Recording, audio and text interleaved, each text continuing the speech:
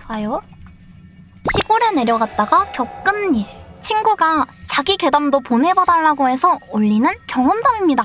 오! 감사합니다. 글은 친구의 시점에서 진행됩니다.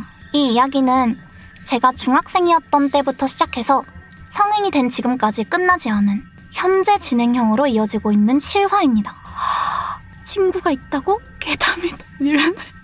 대부분의 집이 그렇듯 저희 집은 설날이나 추석 같은 명절이 되면 시골에 있는 할아버지 댁으로 내려가 연휴를 보냅니다. 할아버지 댁은 단독주택이고 집 옆에는 작은 창고가 있었는데 그 창고에는 삼촌, 이모, 사촌 동생이 읽던 책들이 잔뜩 쌓여 있어서 독서를 좋아하는 저는 차례같이 큰 행사가 끝나면 창고로 들어가 해가 질 때까지 책을 읽었습니다. 창고에는 할아버지 댁 뒤쪽에 있는 밭을 볼 수 있는 꽤 큰 창문이 있었기에 책을 읽다가 노을이 질 때쯤이면 방이 주황색으로 물들어가는 그 감성이 꽤나 마음에 들기도 했고요. 무엇보다 시골이라 인터넷이 되지 않아서 밤에 핸드폰을 하려면 데이터를 아껴야 했습니다. 사건은 제가 중학교 2학년이던 시절 추석에 할아버지 댁에 내려간 날부터 시작되었습니다. 그날도 어김없이 차례가 끝나고 창고에서 책을 읽다가 노을이 질 때쯤 창문 쪽을 봤는데 창문에서 10m 정도 떨어진 곳에서 어떤 사람이 보였습니다. 그 창문은 뒤쪽 밭과 이어지고 할아버지께서는 마을회관에 계실 시간이었기에 삼촌이 밭 관리를 도와주러 오셨나 보다 하고 반가운 마음에 삼촌! 하고 크게 불렀습니다. 그러나 전 삼촌을 부르자마자 뭔가 잘못됐다는 걸 느꼈습니다. 그 창문은 오래된 집에서 종종 보이는 다이아몬드 패턴으로 이루어진 반투명 유리였고 그 반투명 유리로는 그 창문에서 10m 정도 떨어져 있는 게 사람이든 동물이든 제대로 보일 리가 없다는 걸 깨달았거든요. 하지만 그걸 깨달았을 때는 이미 늦었습니다. 제가 삼촌이라고 착각했던 그것은 점점 창문으로 다가오기 시작했고 다가오면서 그것의 형상이 점점 뚜렷해지자 저는 그것이 절대 삼촌이 아니며 인간조차 아니라는 걸 알았습니다. 그것은 온몸이 불타고 있는 사람의 형상이면서 그 타오르는 불길의 끝부분까지 전부 원래 반투명 유리로는 절대 보이지 않을 선명한 검은색이었거든요. 저는 본능적으로 제게 창문을 열고 안까지 들어오면 큰일 난다 라는 걸 느끼고 재빨리 창문을 잠갔습니다.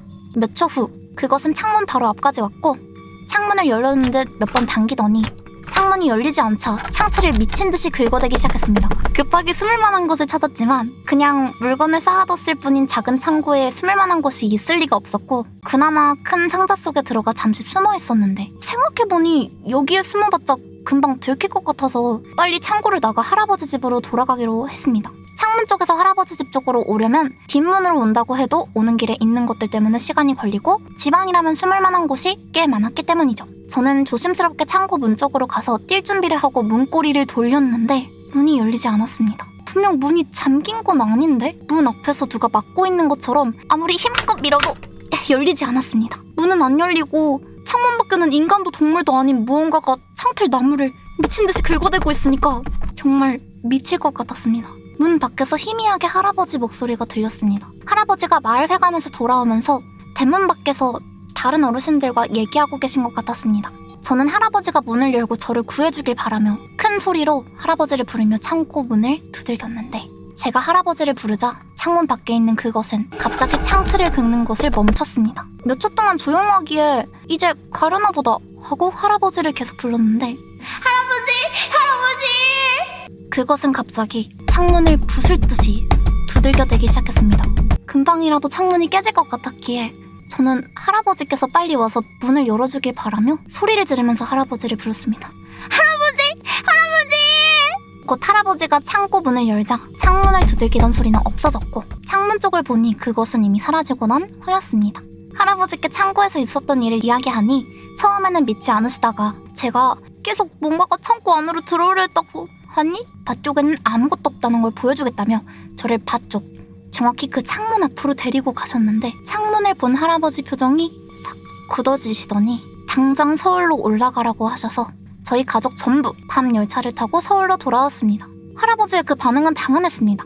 할아버지와 제가 밭 쪽으로 나가 그 창문을 봤을 때 그것이 미친 듯이 긁어대고 두들겼던 창틀은 부서진 것도 뜯겨나간 것도 아닌 새까맣게 그을려 있었거든요. 서울로 올라가는 열차 안에서 어머니한테 할아버지가 왜 우릴 돌려보내셨는지 아냐고 물어봤더니 몰라, 더 큰일 나기 전에 멀리 가야 된다나 뭐라나 갑자기 왜 그러신 거지? 라고 하셨습니다. 그 일이 일어난 후 설날에 할아버지 댁에 가보니 할아버지 댁은 대문과 현관문부터 시작해서 창고는 물론 집안 곳곳에 부적이 붙어 있었고, 할아버지께서는 제게 책이 읽고 싶으면 가져다 주겠다며 절대 저를 창고에 들어가지 못하게 하셨습니다.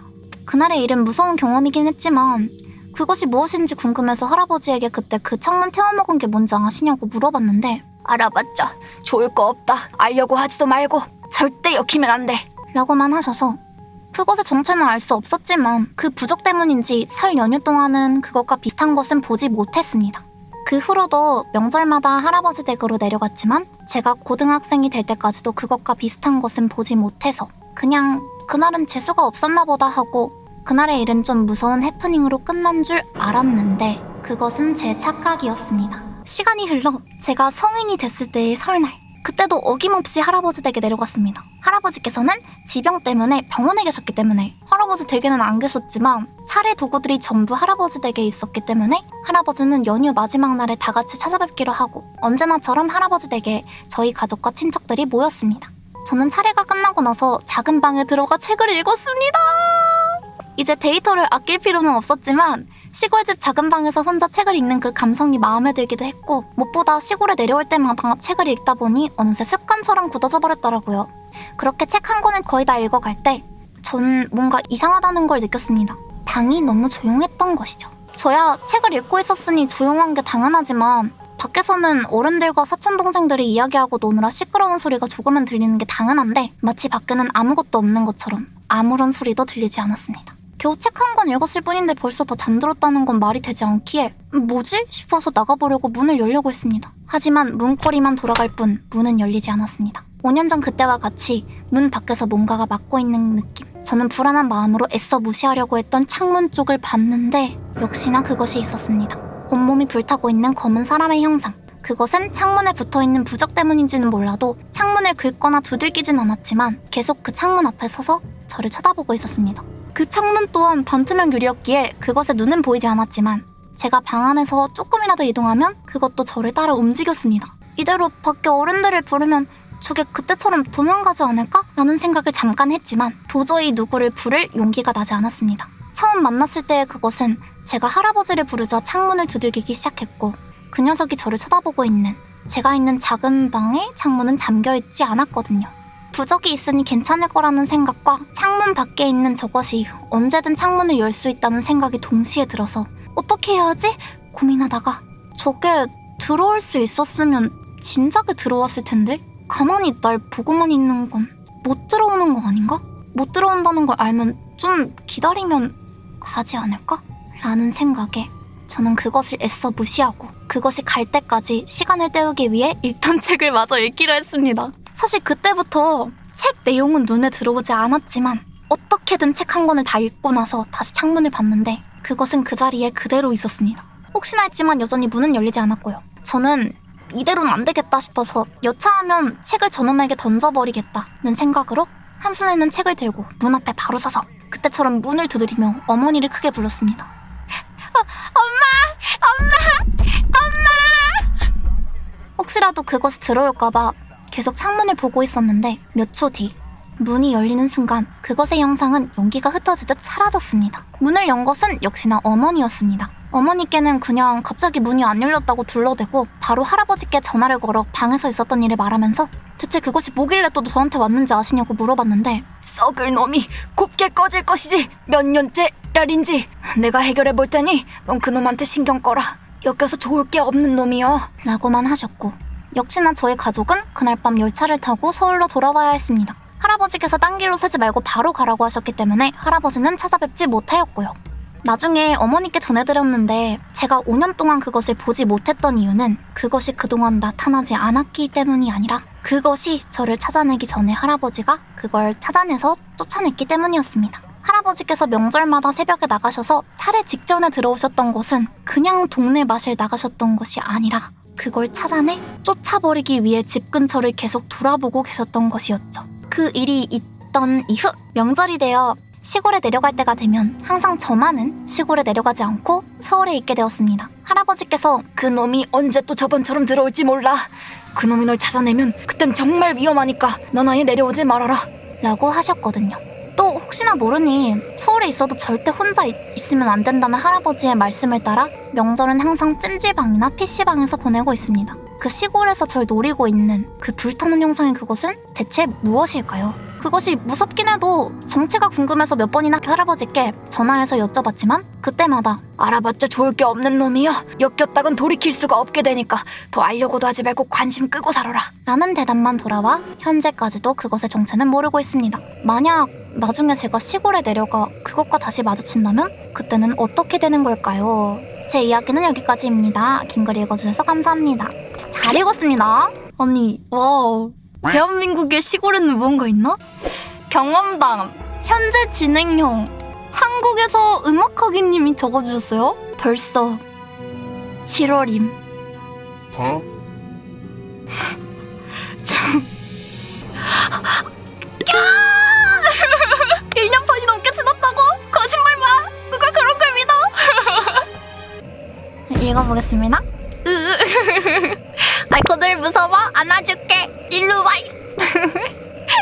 진짜 읽어보겠습니다. 그럼 비 오던 날의 방문작. 뜨뜻미지근한 민트초코님께서 적어주셨고요.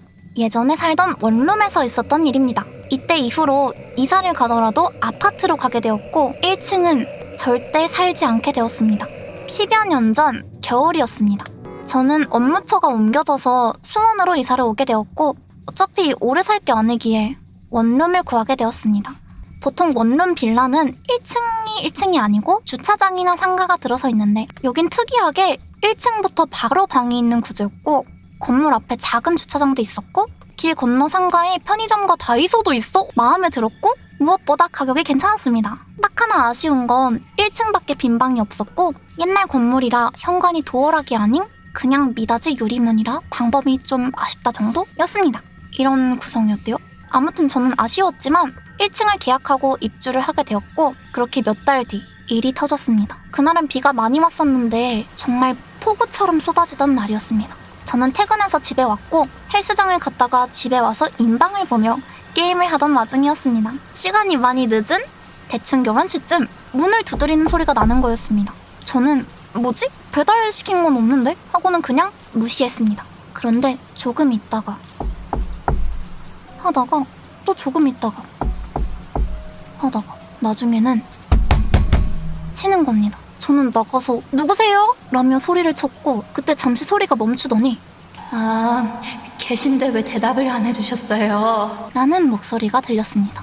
대충 한 40대 이상은 되어 보이는 아주머니 목소리? 저는 아니 누구신데 이 시간에 문을 두드리냐고요? 라고 화를 냈고 그분은 문 좀 열어주세요 라고 하셔서 아니 문 또 치시면 경찰 부르겠습니다 하고는 다시 방으로 돌아왔습니다. 그리고 몇 분 안 지났을 무렵 창문에서 뭔가 이상한 소리가 나는 겁니다. 여기가 베란다고 벽면 전체가 창문이래요. 뭐 어떤 곳인지 알 것 같아요. 약간 여기가 거실이고 여기 약간 뭐 소파 이런 거 있고 통창인 느낌인가 봐요. 대충 집 구조가 이런 식으로 생겼는데 저는 암막 커튼을 쳐둬서 저 창문 부분이 밖에서 보이지가 않는 구조였거든요. 그리고 창문이 옛날 그 불투명하게 보이는 창문인데 무슨 소리지 하고 가까이 가보니 하며 유리를 뭔가 손바닥으로 더듬는 소리가 나고 하는 소리가 나는 겁니다. 전 뭐지 싶어서 암막 커튼을 걷었고 순간 너무 놀라 소리를 질렀습니다. 머리가 길고 검정 옷을 입은 여자가 창문에 몸과 얼굴을 바싹 갖다 대고 안을 보려고 이리저리 움직이고 있었습니다. 저는 뭐 하시는 거예요? 하면서 소리쳤고 그 여자는 그러게 제가 열어달라고 했잖아요 라고 하시며 창문에 머리를 박으시며 문 열어줘! 라고 괴성을 지르시는 겁니다. 저는 경찰을 불렀고 얼마 뒤 도착한 경찰분들 말씀으로는 이 동네 사는 분인데 남편분이 돌아가신 뒤로 계속 이런 식으로 주거 침입을 하려고 하신다. 저번에는 진짜 창문이 열린 곳에 침입해 난리가 난 적이 있다 라고 하시며 이게 당장 물질적 피해를 주거나 주거 침입을 한 게 아니라서 구속은 힘들다 죄송하다라고 하셨습니다. 저는 그 다음날 집주인분께 말씀드리니 미안하다 말해주려고 했는데 집이 너무 안 나가서 속였다 라고 하시며 혹시 집을 나가고 싶으시면 보증금을 바로 드리겠다 하셔서 바로 돈 좀 더 써서 아파트 고층으로 이사를 가게 되었습니다. 그 뒤로 따로 별일 없이 지내다 다른 지역으로 다시 이사를 가게 되었습니다. 만약 그때 그 유리가 불투명 유리가 아니었다면, 창문 잠금 장치를 안 걸어뒀다면, 생각만 해도 무서운 경험이었습니다. 감사합니다. 참여에 의의를 두고 있어 상품 추첨 참여는 하지 않겠습니다. 왜요? 좋았는데. 난 뭐 알겠습니다. 오늘 너무 좋았는데요? 너무 무섭다. 다음 최고심님께서 적어주신 글입니다. 흔한 가위 눌린 이야기. 저는 평상시에 잠을 깊게 못 자는 편이고 이로 인해 얕은 잠을 자기 때문에 늘상 꿈을 많이 꿨습니다. 조금 이상한 점이라면 종종 예지몽을 꾸거나 기묘한 꿈을 자주 꾸는 편인데다가 흔히 나오는 공포 괴담처럼 몇 번 가위에 눌린 적도 있습니다. 고등학생 때까지만 해도 저는 꼭 방에 전등을 켜고 잤습니다. 어두운 게 너무 무서워서 자고 일어나면 눈이 뻑뻑하고 아파도 감수하면서 밝게 자는 정도였는데, 그날은 밝은 낮에 잠들어서 밤까지 쭉 자느라 방에 전등을 켜지 못했습니다. 얕게 자느라 중간에 흐릿하게 눈을 떴는데 묘하게 방이 푸르스름하고 사물이 분간 갈 정도로 밝았습니다. 이상하네 싶어서 도로 누워있던 몸을 돌아서 천장을 보는 순간부터 천천히 무언가가 제 목을 눌러왔습니다. 쇄골부터 목까지 꽉 짓눌리듯이 천천히 답답해지다가 숨이 막혔습니다. 가위를 눌리면 보통 그러하듯이 손 하나 움직이지 못했습니다. 사실 움직일 수 있었더라도 전 아무것도 못했을 겁니다. 눈앞에는 아무것도 없었으니까요. 보이는 건 제 방 천장뿐이고 제 목을 조르는 무언가는 보이지 않았습니다. 기도마저 꽉 눌려서 숨이 막히니 생리적으로 눈물까지 나왔고 정말로 죽을까 무서워지니 안간힘을 써서 비명이라도 지르려고 했습니다. 겨우 목을 비집고 하고 비명을 지르고 눈을 뜬 순간 방금까지 푸르스름하게 밝던 제 방은 새까맣고 아무것도 보이지 않게 되었습니다. 한 3초 정도 숨만 들이쉬다가 제 목을 조른 것에 정체를 깨닫고 아까 전보다 무서워진 나머지 벌떡 일어날 수밖에 없었어요. 제 손이었습니다. 제 양손이 목을 부여잡고 있었습니다. 힘을 꽉 줬던 것처럼 손이 얼얼했고 목이 아팠습니다. 대체 어떻게 해야 자기가 자기 손으로 숨이 막힐 정도로 목을 조를 수 있었는지는 아직까지도 모르겠습니다. 그리고 멀쩡하게 새벽 5시에 등교 준비했습니다. 고3의 정신력은 무시할 게 못 되나 봅니다. 지금 생각하니 제가 더 이상한 것 같습니다. 뭐하는 놈이지?